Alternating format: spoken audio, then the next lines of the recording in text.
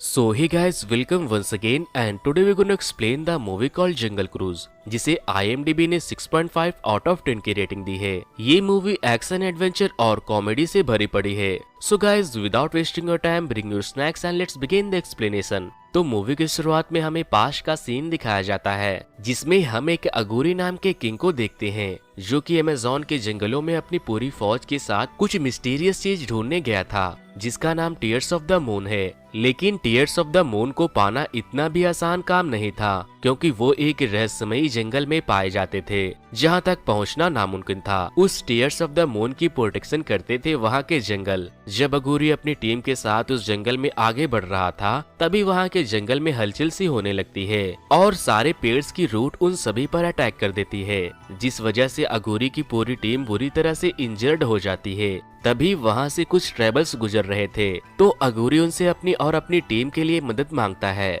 फिर सारे ट्रैब के लोग उसे अपने कबीले में ले जाते हैं और उनका इलाज करते हैं। अगूरी वहाँ के कबीले के सरदार के गले में वो चाबी देखता है जिससे टीयर्स ऑफ द मून तक पहुंचा जा सकता था। अगूरी बहुत ही बुरा इंसान था। उसे ट्रैप के लोगों का शुक्रिया करने के बजाय वो उन लोगों के ऊपर अटैक कर देता है। वो वहाँ के सारे घरों को जलाकर वहाँ के बहुत से लोगों को मार देता है और उनसे वो चाबी छीन लेता है। जिसके बाद ट्रैप के सरदार उन लोगों को श्राप देते हैं। वो कहते हैं कि तुम लोग इस जंगल से कभी बाहर नहीं जा पाओगे और अगर तुमने किसी भी तरह से अगर नदी पार कर लिया तो तुम लोग पत्थर के बन जाओगे। और फिर ऐसा ही होता है। अगूरी के लोग जैसे ही वहाँ से निकलने की कोशिश करते हैं वो लोग पत्थर के बन जाते हैं। और इसी के साथ कहानी पहुँच जाती है प्रेजेंट के डे में जहाँ पर हम एक डॉक्टर लिली नाम की बोटैनी को देखते हैं और उसके साथ साथ उसका छोटा भाई मैक भी था। मैक अपने स्पीच के थ्रू सभी को टीयर्स ऑफ द मून के बारे में बताता है। वो बताता है कि टीयर्स ऑफ द मून एक मिस्टीरियस पेड़ में फलता है। वो एक ऐसा फूल है कि अगर कोई उसे पा ले तो उसकी मदद से दुनिया की कोई भी बीमारी को ठीक किया जा सकता है और उस फूल के द्वारा बहुत ही एडवांस मेडिसिन बनाई जा सकती है। और यही वजह था कि अगूरी और उसके जैसे बहुत से लोग उस फूल के खोज में थे।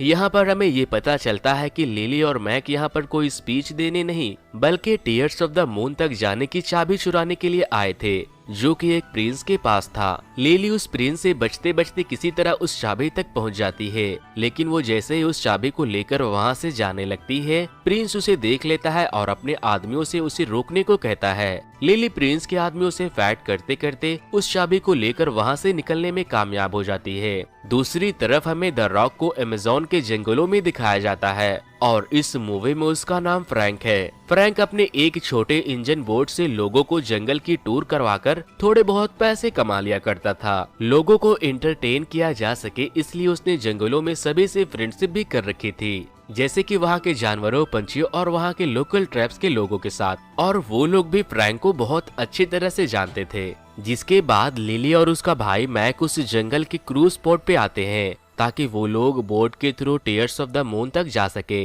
इसलिए उन्हें एक गाइड की भी जरूरत थी। जिसके बाद वो लोग फ्रैंक से मिलते हैं। ज्यादा पैसे के डिमांड की वजह से वो लोग फ्रैंक के साथ जाने से मना कर देते हैं। तभी फ्रैंक की नजर उस की पर पड़ती है जिसे लिली ने अपने गले में पहन रखा था और वो समझ जाता है कि लिली भी वहां तक जाना चाहती है। इसीलिए फ्रैंक उसे अपने साथ चलने के लिए फोर्स करने लगता है। और तभी वहां पर एक जैगुआर आ जाता है जिस वजह से सभी लोग इधर उधर भागने लगते हैं। फ्रैंक उस जैगुआर को मारकर वहां से भगा देता है जिस वजह से लिली उससे इम्प्रेस होकर वहां जाने के लिए मान जाती है। फिर फ्रैंक, लिली और मैक बोट से आगे बढ़ रहे थे कि तभी प्रिंस अपने सबमरीन से उन लोगों पर अटैक कर देता है क्योंकि लिली ने धोखे से उससे टीयर्स ऑफ द मून की चाबी चुरा ली थी। जिसके बाद प्रिंस उन लोगों के ऊपर गोलियों की बारिश शुरू कर देता है। फ्रैंक अपनी शिप की स्पीड को बढ़ाता हुआ वहां से भागता है। फिर प्रिंस उन लोगों पर टोरपीडोज से अटैक करता है और तभी फ्रैंक अपनी बोट को यू टर्न देता है और फिर अपनी बोट को ऊपर उछाल देता है जिससे वो लोग वहां से बचकर निकलने में कामयाब हो जाते हैं और प्रिंस की सबमरीन दूसरी साइड पे स्टक हो जाती है। फिर कुछ दूर चलने के बाद फ्रैंक एक जगह पर रुककर लिली और मैक के लिए कुछ मछलियां पकड़ता है और तीनों साथ बैठकर खूब मजे से डिनर करते हैं। डिनर के बाद मैक जैसे ही बोट के केबिन में जाता है फ्रैंक का पालतू जैगुआर वहां मैक को तंग करने लगता है जिससे लिली और मैक दोनों डर जाते हैं।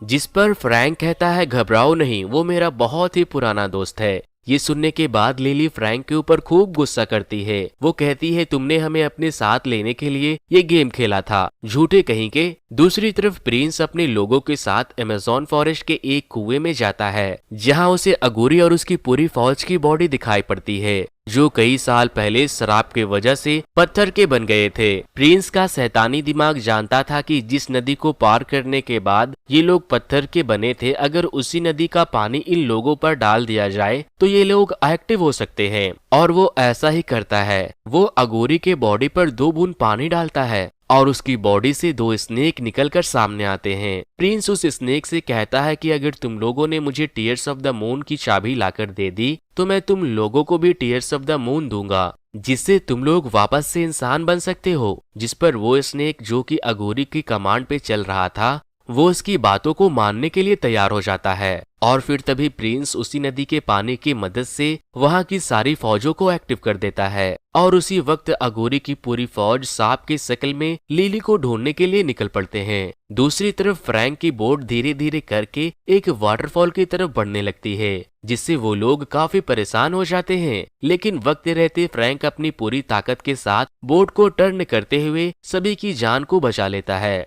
अब हम देखते हैं कि लिली फ्रैंक के कमरे में जाती है और उसके कुछ सीक्रेट्स बुक देखने लगती है, जिसमें टीयर्स ऑफ द मून के बारे में बहुत सारी चीजें मेंशन होती है, जिससे उसे ये पता चलता है कि फ्रैंक भी टीयर्स ऑफ द मून की तलाश में है। तभी वहां अचानक से फ्रैंक आ जाता है। लिली उसे कहती है कि तुमने बताया नहीं कि तुम भी टीयर्स ऑफ द मून की तलाश में हो, इसका मतलब कि तुमने हमें यूज किया है कि जैसे ही मुझे टीयर्स ऑफ द मून मिले तुम भी उसे ले सको। जिस पर फ्रैंक कहता है ऐसा नहीं है, अगर वो मुझे मिलना होता तो कई साल पहले ही मिल जाता। सुबह होते ही फ्रैंक के बोट पर कुछ जंगली लोग अटैक करते हैं और उन लोगों को ब्लोगन से शूट करके बेहोश कर देते हैं।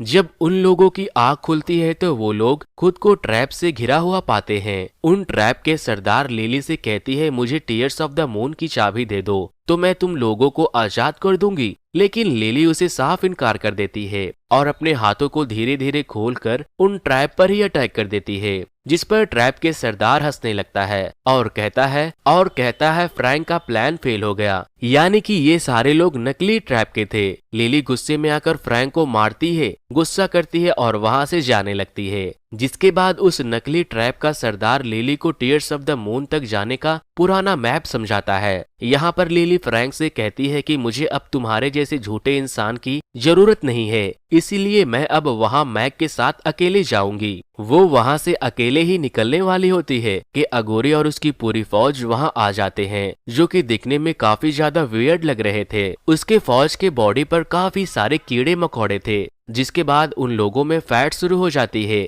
एक रूट जैसा दिखने वाला अगोरी का फौज लिली को अपने रूट से जकड़ने लगता है। फिर वहां फ्रैंक आता है और लिली की जान बचाता है और उसे लेकर एक रूट से दूसरे रूट पर जंप मारता है, लेकिन वो ऐसा नहीं कर पाता और लिली से कहता है यार तुम तो बहुत भारी हो। फिर अगोरी का एक आदमी जो कि 20 से लैस था, वो लिली से चाबी छीनकर अगोरी को देता है। तभी फ्रैंक उस चाबी के लिए अगोरी से फाइट करने लगता है। अगोरी के स्नेक भी उस चाबी को प्रोटेक्ट करने लगते हैं और तभी अगोरी अपने तलवार से फ्रैंक को मारता है, लेकिन फ्रैंक उससे वो चाबी लेने में कामयाब हो जाता है और नीचे खाई में गिर जाता है। नीचे गिरते ही वो उस चाबी को लिली को दे देता है और वो खुद को लिली के लिए सैक्रिफाइस कर देता है। जिसके बाद वो जंगल अगोरी और उसकी टीम पर फिर से हावी होने लगती है और इसी का फायदा उठाते हुए लिली और मैक वहां से भाग जाते हैं। अब भाई अपने हीरो के बिना तो स्टोरी आगे बढ़ नहीं सकती, इसीलिए जैसे ही सुबह होती है लिली फ्रैंक को जिंदा पाती है और उसे गले से लगाकर कहती है कि तुम जिंदा कैसे बच गए। जिसके बाद लिली फ्रैंक के चेस्ट से उस तलवार को बाहर निकालती है। ये देखकर मैक तो वहीं पर बेहोश हो जाता है। फिर लिली अपने भाई मैक को कबीले वालों के पास छोड़ देती है और कहती है तुम यहाँ पर ज्यादा सेफ हो, हम लोग जल्द वापस आएंगे, और ये कहकर अपने आगे के सफर को शुरू कर देती है।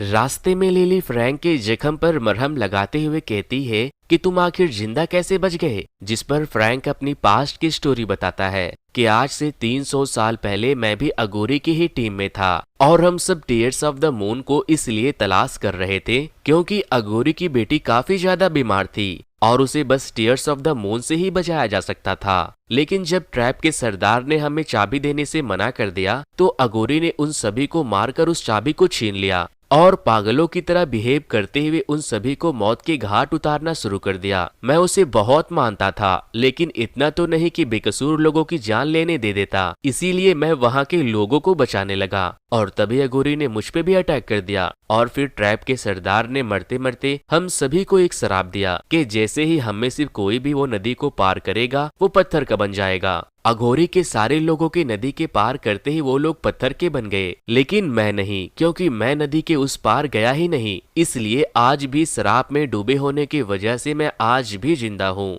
लिली ये सब सुनकर शॉक्ड हो जाती है और कहती है कि तुम 300 साल से आज भी जिंदा हो। Anyways come back to present story. एक बीस जो कि अगोरी के इशारे पर चलती थी वो प्रिंस को जाकर लिली और फ्रैंक का लोकेशन बताती है। जब प्रिंस उस लोकेशन पर पहुंचता है तो उसे वहां सिर्फ मैक दिखाई देता है और वो उसे किडनैप करके लिली के लोकेशन पर पहुंचता है। मैक डरते हुए प्रिंस को सब कुछ सच सच बता देता है।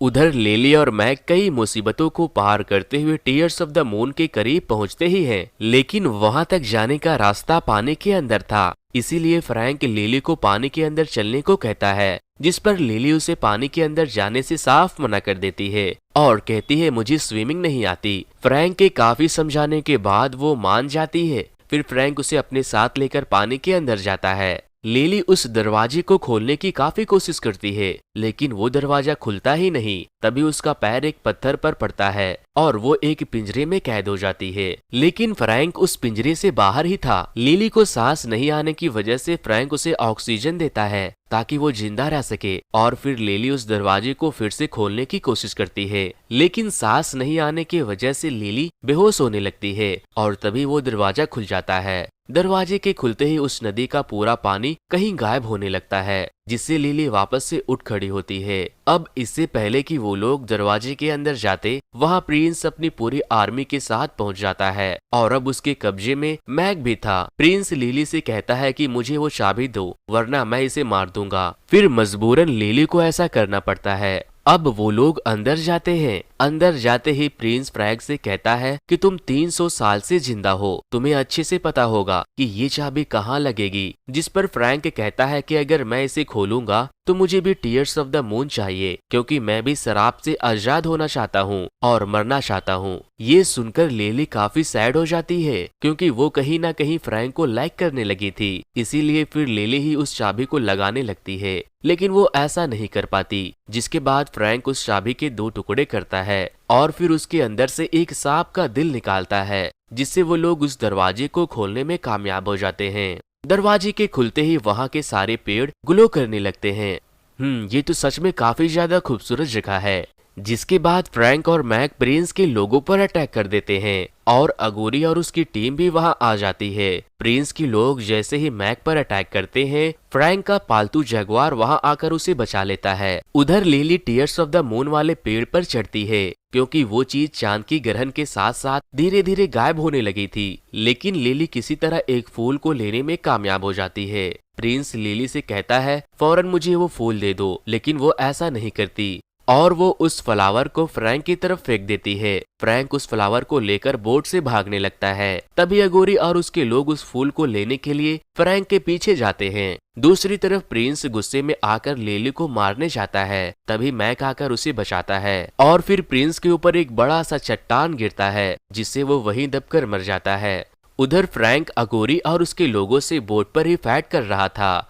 दूसरी तरफ मैक लिली के पास जाता है और उस कपड़े से लिपटा वही फूल देता है जिसे उसने फ्रैंक को दिया था। ये देखकर लिली सैड हो जाती है और कहती है फ्रैंक ने हमारी जान बचाने के लिए और मुझे फूल देने के लिए अपने पीछे इतने सारे दुश्मन लगा लिए हैं। उधर फ्रैंक की बोट बहुत तेजी से वहां की नदी को पार करने वाली थी। फ्रैंक अगोरी और उसके लोगों से फाइट करते करते उसकी बोट एक दीवार से टकरा जाती है और वो लोग नदी के पार जा गिरते हैं, जिस वजह से अगोरी और उसके साथ साथ फ्रैंक भी पत्थर का बनना शुरू हो जाता है और देखते ही देखते वो लोग पूरी तरह से पत्थर के बन जाते हैं। लिली, मैक और वो जगुआर भागकर फ्रैंक के पास जाते हैं और देखते हैं कि वो पूरी तरह से पत्थर का बन चुका है। लिली उसे वापस से नॉर्मल करने के लिए उसके मुंह में वो फूल रख देती है, लेकिन उसका कोई असर नहीं पड़ता और वो फूल भी गायब हो जाता है। ये देखकर लिली रोने लगती है और कहती है मैं तुम्हें कभी भूल नहीं पाऊंगी। फ्रैंक का जगुआर भी काफी ज्यादा सैड हो जाता है और ये काफी इमोशनल सीन लगता है।